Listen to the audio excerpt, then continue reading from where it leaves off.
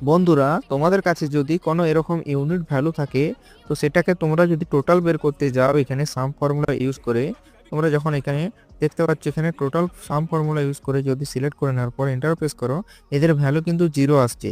তো এর জন্য তোমরা কি করবে, এর জন্য তোমরা প্রথমে খালি এই ডাটাটিকে ডিলিট করে নেবে এবং কন্ট্রোল 1 প্রেস করে এরকম একটি ফরম্যাট সেল ওপেন হয়ে যাবে। সেখানে তোমরা কাস্টমে গিয়ে এই জেনারেলে যাওয়ার পর জেনারেলে ক্লিক করবে, এখানে একটু স্পেস দিয়ে ডবল ইনভার্টেড কমা দিয়ে তোমাদের যে ইউনিট, কেজি বা তোমাদের যাই হোক না কেন সেটা এখানে লিখে নেবে।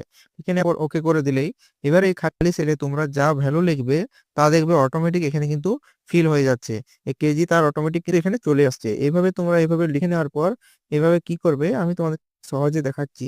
এবার যখনই ভ্যালু চলে আসবে এরপরে তোমরা যদি এখানে ইকুয়াল দেওয়ার পর সাম ফর্মুলা ইউজ করে নাও, সাম ফর্মুলা ইউজ করে এই যে ডাটাটি আছে এখানে সিলেক্ট করে নিলেই তোমরা এন্টার প্রেস করলে দেখতে পাচ্ছ তাদের যে টোটাল কিন্তু